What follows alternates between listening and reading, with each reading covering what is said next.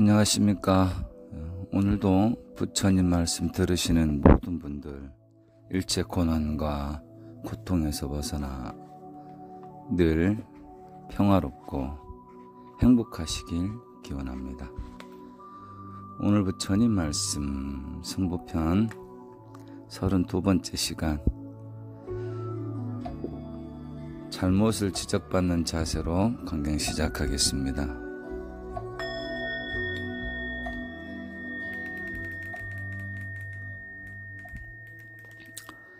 부처님께서 기원정사에 계실 때 사리부tta가 비구들에게 말했다. 만일 잘못을 저지른 사람들과 그 잘못을 지적하는 사람들이 편을 나누어 서로 다투고 있을 때 그들 모두가 올바른 판단에 의해 자신을 살피지 않으면 싸움은 날이 갈수록 심해지고 끝내는 서로 미움이 깊어져 원수처럼 되고 말 것이다.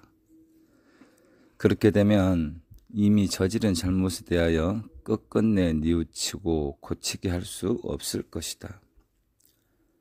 잘못을 저지른 사람은 자기 자신이 옳지 않은 일을 했기 때문에 남들이 그것을 알게 되었고, 잘못을 고쳐주기 위해서 남들이 지적하고 있는 것임을 알아야 한다. 남의 잘못을 지적하는 사람은 남의 허물을 더 이상 담아두지 말고 잊어버려야 한다. 그래야만 서로 싸우지 않게 되고 일어난 싸움도 법답게 그치게 할 수도 있을 것이다. 자바암경 18장이었습니다.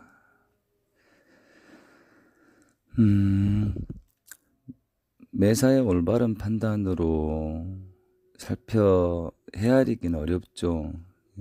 사람이 감정의 동물이기 때문에 여러 가지 이유로 자기 입장에서 또 자기가 소속된 집단에서 태고 시절부터 동서양을 구분 없이 보면 너무나 일괄적이에요. 모든 정치, 경제, 사회, 종교가 중생의 한계가 어쩔 수 없나 봐요.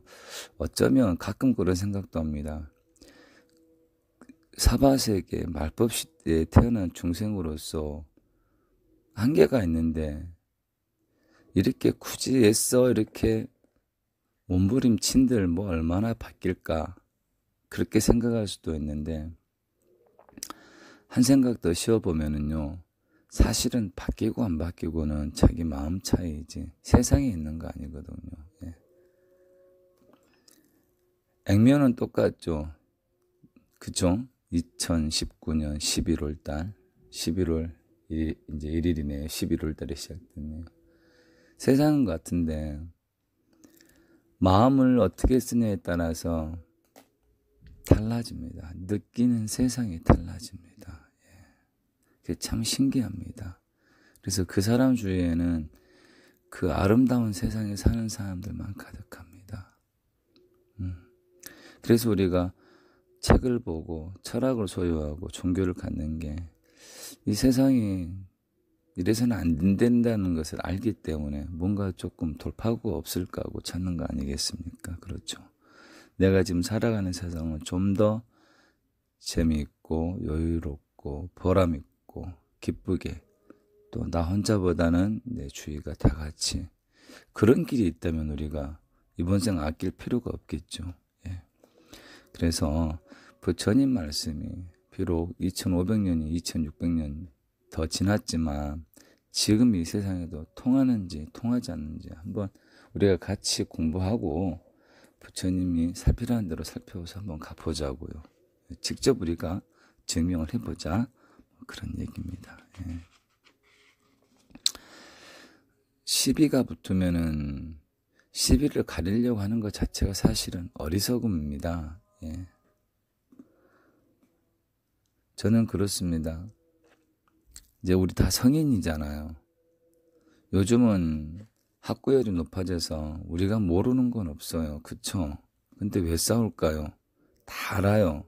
근데 자기의 암안심, 자기의 자존심, 그죠? 또 개인적인 그런 것들이 자기의 이성을 덮어버리고 자기의 가치관을 덮어버리잖아요.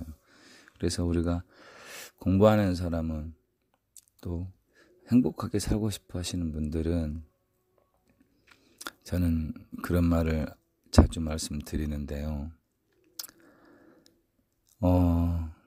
말해야지 알고 말을 안 하면 모르는 사람한테는 저는 말을 하지 말라고 권유하고 저도 그렇게 살려고 했습니다. 예. 언뜻 들으면 바뀐 것 같죠. 모를 수도 있는데 말해줘야 할 거 아닙니까? 근데 우리가 몰라서 잘못하는 건 없잖아요.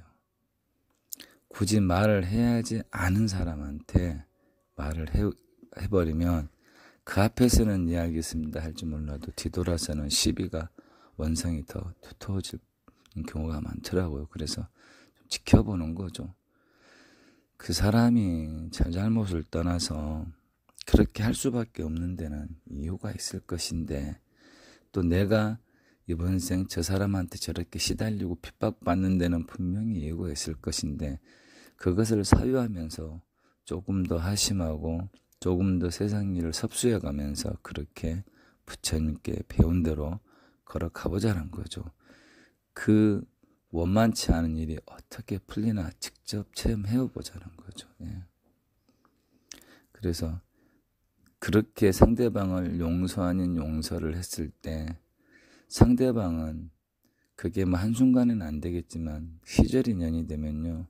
그 용서는 상대방으로 하여금 진정 자기 자신의 잘못을 돌이켜볼 수 있는 소중한 기회가 될 거라고 저는 그렇게 생각합니다. 예. 시시비비 가리고 싸우는 건 동물이잖아요. 동물. 개나 돼지가 하는. 그쵸? 그렇지 않을까요? 지성인이 더구나 불법 수행자, 불법에 인연맺어 공부하는 사람들이 시시비비를 가려서 흥분하고 화를 낸다. 그거보다 더 슬픈 일은 없겠죠. 생사해탈을 지금 목표를 두고 정진해 가야 할 사람들이 얼마나 창피한 일입니까? 그죠? 다음 두 번째, 비난의 조건이라는 제목으로 또 읽어보겠습니다. 부처님께서 사와띠 기원정사에 계실 때 어느 날 사리붓다가 부처님께 여쭈었다. 세존이시여, 만약 남의 죄를 들추고자 하면 어떤 법에 의지해야 합니까? 남의 죄를 들추고자 하는 사람은 5가지를 알아야 하느니라.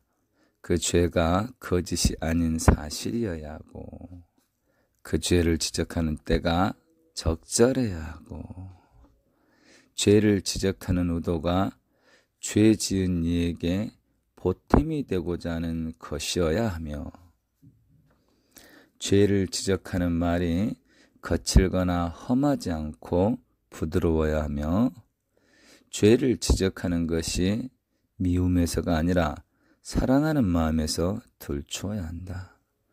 이 5가지를 갖추면 남의 죄를 들출 수 있느니라. 만약 남의 허물을 지적하는 사람이 이런 마음을 가지고 있지 않으면 그 사람도 역시 허물이 있게 되느니라. 남으로부터 잘못을 지적받는 사람은 어떤 마음을 가져야 하겠습니까? 남에게 자신의 잘못을 지적받는 사람은 5가지 마음을 가져야 한다. 어디서 잘못을 했는지, 그것이 사실이기를 바라고, 자기의 허물을 지적당하는 것이 적당한 때이기를 바라며, 지적을 받는 것이 보탬이 되기를 바라며, 모욕적인 말이 아닌 부드러운 말로 지적해 주기를 바라며, 나를 생각하는 마음에서 지적해 주기를 바라야 하느니라. 남에게 자기의 허물을 지적당하는 비구는 화를 내지 말고 고맙게 생각하고 자기의 허물을 깊이 반성하여 그 허물을 고치려고 노력해야 할 것이니라. 자바암경 18장에 나와 있는 말인데요. 우리가 삶이 다 이렇게 녹록하고 바라는 대로 되고 행복하기만 하면 뭐가 불만이겠습니까? 그렇지 않으니까 문제죠. 그러다 보니까 이제 행복의 기준이 이제 무너져 버렸어요. 내가 원하는 것은 다 돼야지 행복한 거예요.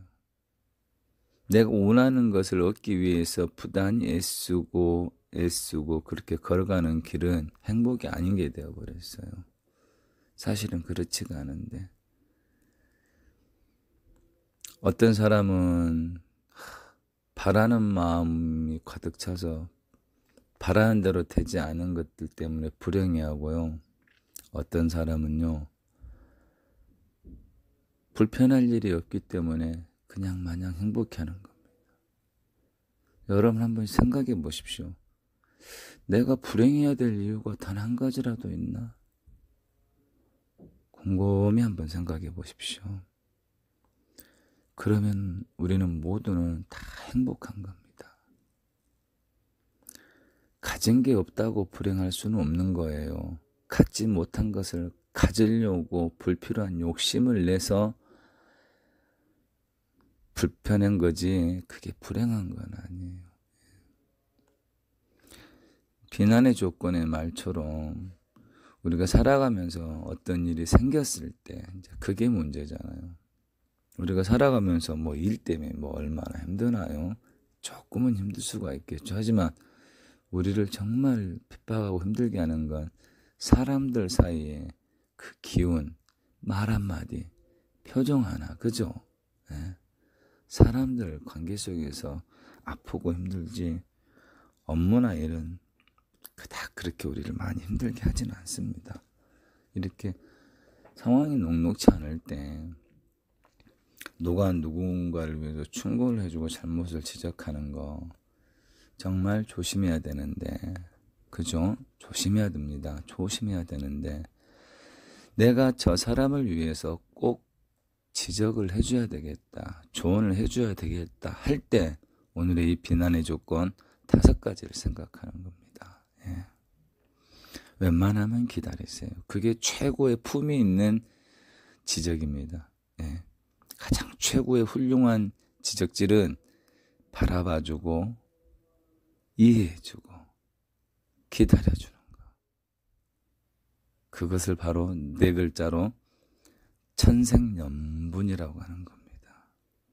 상대방이 내 마음에 들 때까지, 상대방이 무슨 짓을 해도 이뻐 보일 때까지 기다려주고 바라봐주고 이해해주고. 예.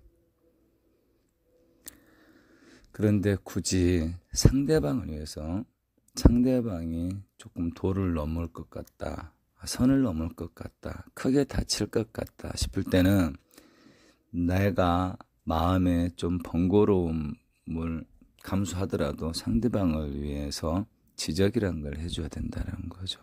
우린 이전부터 잘 헤아려 살필 필요가 있다고 생각합니다. 그랬을 때 첫 번째로는 그 죄가 명백한 사실이어야 됩니다. 예. 여러 상황이 미루어 짐작했을 때 그 사람이 분명히 그러했을 것이다 라고 그런 식으로 몰고 가면 되질 않습니다. 내야 아니면 누구시 내가 무슨 말을 들었는데 사실인가요? 라고. 예. 그러면 그 사람이 거짓말을 할 수도 있어요. 그건 중요하지가 않아요. 그 사람을 믿는 마음으로 사랑하는 마음으로 사실이냐고 물어봅니다. 그 사람이 아니다 그러면 믿으십시오. 믿으십시오. 아무리 상황 정황이 그게 아니라도 믿으십시오. 그래, 그렇지. 그럴 리가 없을 거야. 그래. 그래도 상대방들한테 오해받지 않도록 조금 신경 쓰렴. 그쵸? 다음에 또 해서 또 물어봅니다. 또 아니라 그럽니다. 그렇지. 그럴 리가 없지. 그런데 왜 자꾸 말이 날까? 이렇게 말이 자꾸 나는 데는 너의 행동에도 문제가 있는 것 같으니 잘 살펴서 헤아리렴. 상대방을 믿고 용서를 하고 기회를 주면요, 상대방은 반드시 바뀌게 되어 있습니다. 진실되게 자신의 잘못을 돌이켜볼 수 있는 그런 기회를 제공해 주는 게 용서가 되는 겁니다. 자, 그렇게 했을 때 이제 그 상황이 첫 번째, 두 번째 같은 건데 그 죄를 묻는 때가 적절해야 된다는 거죠. 상대방이 지적을 받았을 때 그 지적을 능히 감수하고 반성하고 할 수 있는 그런 여건 속에서 지적을 해줘야 됩니다. 지적받는 사람이 신랄 같은 여유가 없는 상태에서 지적을 해버리면 사단이 나겠죠. 편안하게 그 사람이 다시 한번 재개할 수 있도록 잘못을 인정하는 것만큼 용기 있고 더없이 아름다운 건 없단다라는 말과 함께, 그렇죠? 진정한 죄는 잘못을 했을 때 잘못을 반성하는 것이지 죄를 짓지 않는 게 아니란다. 뭐 이런 말도 좋고요. 세 번째로는 그 잘못을 지적하는 의도가 상대방을 위하는 마음이어야 돼요. 예. 상대방을 위하는 마음이어야 된다 이거죠. 이건 너무나 당연한 거예요. 예, 정말로. 우리가 엄마들이 가장 하는 실수가 아이를 위해서 한다는 핑계하에 자기의 욕구를 만족시키려고 하는 경우가 많습니다. 예. 상대방을 비난할 때도 마찬가지고. 지금 뭐 하나 중요하지 않은 게 없는데요. 만약에 철저히 상대방을 위한 지적이 아니라면 우리는 그 어떤 조언이나 충고도 해서는 안 됩니다. 예. 누군가한테 무슨 말을 할 때 정확하게 명상으로서 자기 마음을 살펴봐야 됩니다. 내가 지금 기분이 나빠서 이런 건 아닌지, 철저하게 상대방을 위해서 그 사람을 사랑하기 때문에 하는 건지, 그랬을 때 우리가 반드시 지적이 돼야 된다 이거죠. 지적이라는 표현이 조금 그렇긴 한데요. 그리고 이 일련의 과정이 부드럽고 사랑이 가득 찬 그런 단어, 그런 뉘앙스가 돼야 된다는 거죠. 왜? 너를 사랑하기 때문에 내가 그 사람을 위해서, 그 사람을 지켜주기 위해서 하는 말이니까 반드시 말 표현이나 어법이나 분위기가 사랑이 가득 차야 되겠죠. 당연한 거죠. 그리고 이게 다 같은 말이는 5가지.